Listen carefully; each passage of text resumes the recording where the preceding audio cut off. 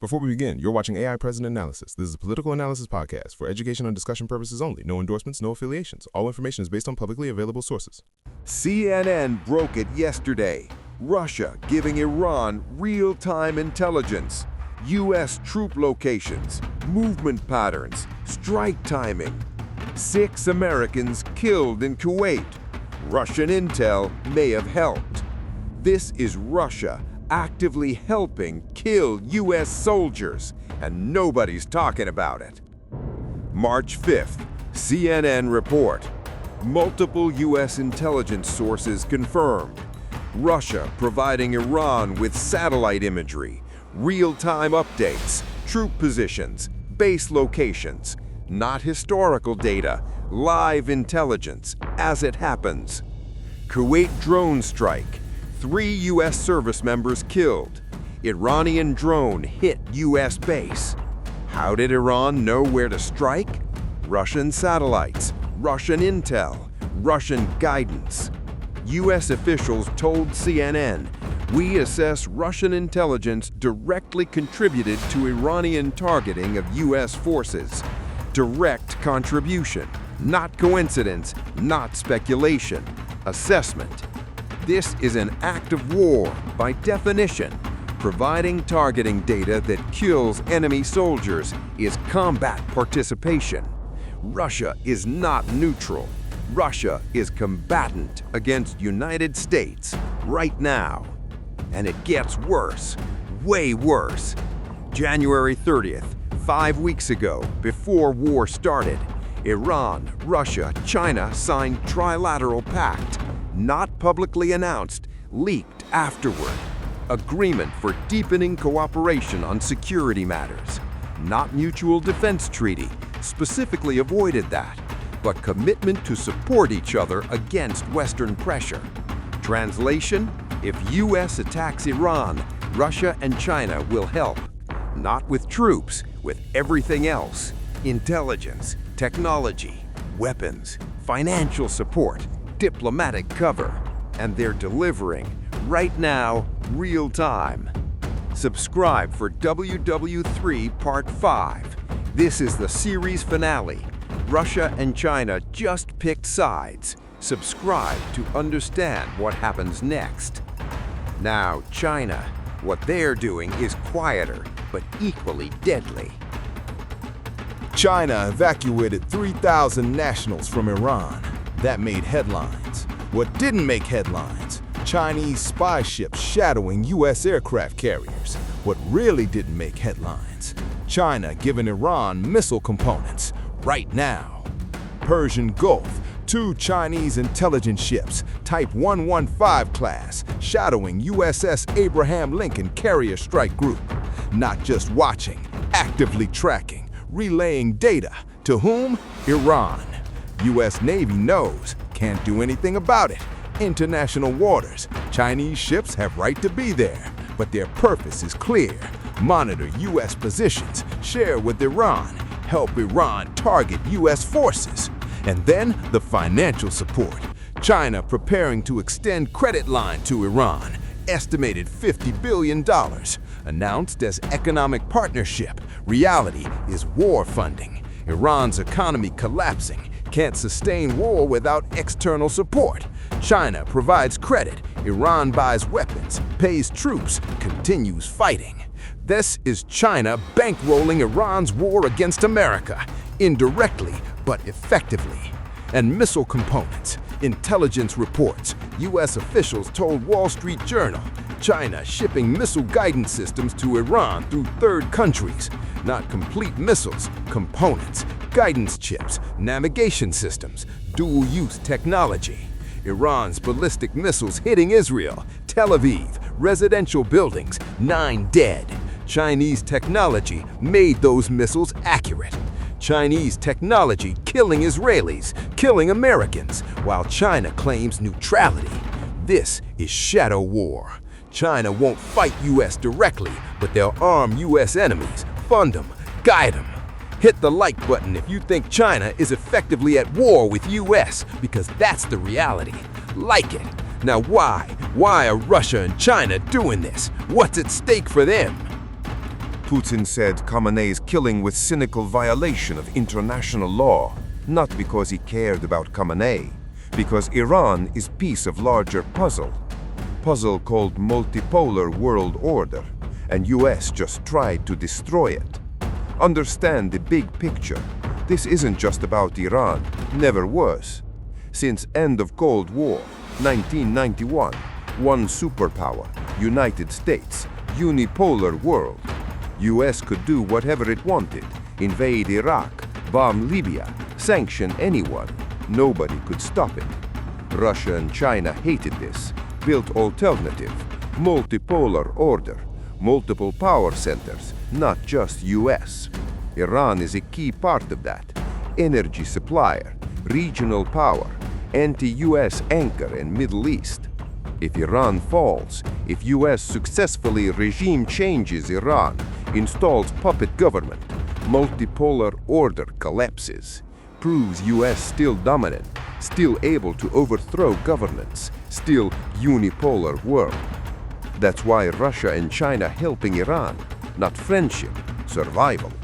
Russian Foreign Minister Lavrov statement March 4th, quote, Iran's resistance to Western aggression is terminal blow to multipolar world if it fails. We cannot allow that. Terminal blow, those words, end of multipolar order, end of Russian and Chinese power projection. So they help, must help. Iran cannot fall. And what they've given Iran already, it's significant. Russia gave Iran S-400 air defense systems, advanced missiles, electronic warfare equipment, Su-35 fighter jets, training for pilots, maintenance support, satellite intelligence, real-time as we discussed, targeting US forces.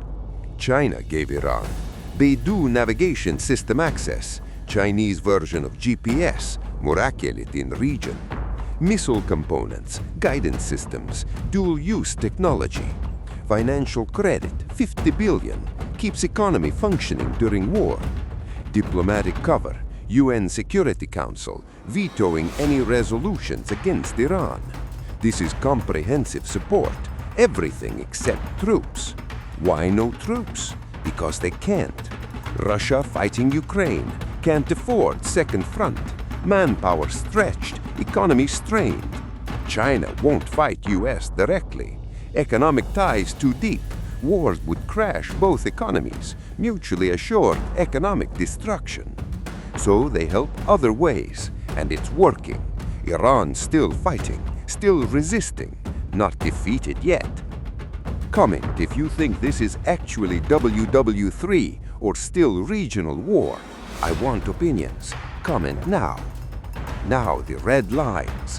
What would make Russia or China send troops? What triggers full WW3?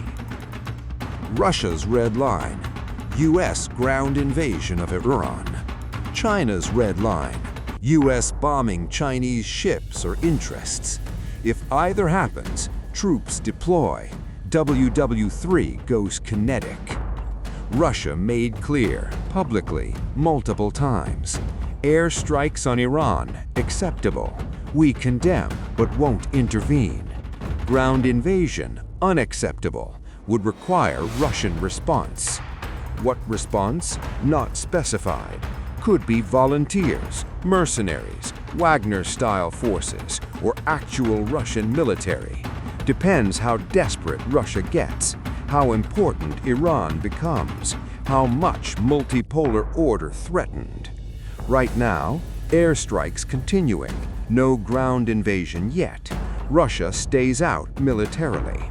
If Trump sends troops into Iran, occupies Tehran, Russia must decide, let Iran fall or intervene. Letting Iran fall means multipolar order dies. Russian power projection collapses. Can't allow that. But intervening means war with US, nuclear powers fighting, apocalypse risk, impossible choice, and Trump might force them to make it. China's red line different, more specific. China won't intervene over Iran, not directly, but will protect Chinese interests. Chinese nationals, 3,000 evacuated. If any killed, China responds. Chinese ships, spy vessels tracking U.S. carriers. If attacked, China responds. Chinese economic assets, oil facilities, ports, infrastructure in Iran. If destroyed, China responds. Response means what? Probably cyber attacks first. Target U.S. infrastructure, power grids, financial systems. No attribution. Deniable. If that's not enough, maybe conventional strikes on U.S. assets in Asia, bases in Japan, Korea, Guam. If still not enough, then we're in WW3, U.S. versus China, actual shooting war. Taiwan invades or gets invaded. Neither side wants that. Too costly, too risky. But red lines exist, and lines can be crossed accidentally. Share this video if people need to understand how close we are. One wrong move, one accident. WW3 goes global. Share it.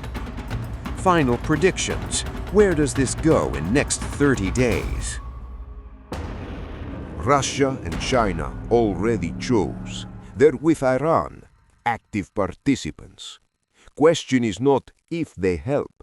They are helping. Question is how much. And answer depends on Trump. If he invades, they escalate. If he doesn't, status quo. Next 30 days, here's what happens. Week 1, March 7 to 13. Russia increases intelligence sharing, more satellite data, more real-time updates, more American casualties. China finalizes credit agreement, 50 billion transferred. Iran's economy stabilizes temporarily. US condemns both, threatens secondary sanctions. Russia and China ignore. Week 2, March 14 to 20. Trump orders limited ground incursion, testing Iranian defenses, special forces, Rangers, Western Iran. Iran responds with ambushes using Russian intelligence, kills Americans, captures some. Russia warns this is escalation. Further ground operations will trigger response. Doesn't specify what response. Week 3, March 21 to 27. Chinese spy ship incident. US destroyer gets too close to Chinese vessel. Collision almost happens. Tensions spike. China warns, respect our ships. We have right to monitor. Any attack on our vessels means war. US pulls back slightly. Don't want two-front war. Focus on Iran. Week 4, March 28 to April 3. Trump decides full invasion or withdraw special forces. If invades, Russia sends volunteers, not official military, but armed, trained, Russian-speaking fighters joining Iran. If withdraws, declares victory anyway. Mission accomplished. Khamenei dead. Iran weakened. Troops come home. My prediction, he withdraws. Why? Because military brass finally convinces him, shows him casualties projections, 400,000 troops needed, 5 trillion cost, 20-year commitment. Even Trump's ego has limits. Invading Iran crosses that limit. So he declares victory. Khamenei dead. Iran deterred. Mission complete. Claims he was tougher than Obama-Biden combined. Airstrikes continue at lower intensity. Occasional flare-ups, but no ground invasion. War de-escalates slowly. Russia and China scale back support. Keep diplomatic ties with Iran. Continue economic partnerships, but stop active intelligence sharing. Iran rebuilds. New supreme leader appointed. Probably hardliner. Anti-US rhetoric continues, but no actual fighting. This becomes frozen conflict, like North Korea. Hostile, sanctioned, but not active war. settles into Cold War 2.0. Russia and China already in this war, just not with troops yet. They're helping Iran kill Americans, fund Iran's military, guide Iranian strikes. This is WW3, not global yet, not kinetic between superpowers, but functionally WW3. US versus Iran, Russia and China backing Iran, NATO splitting over Turkey, Middle East burning. Welcome to the multipolar world war. This is what it looks like. Subscribe for updates. This is part 5, but not the end. War continues. We'll cover it. Subscribe now. Thanks for watching the full series. Cold War 2.0, except this time it's hot.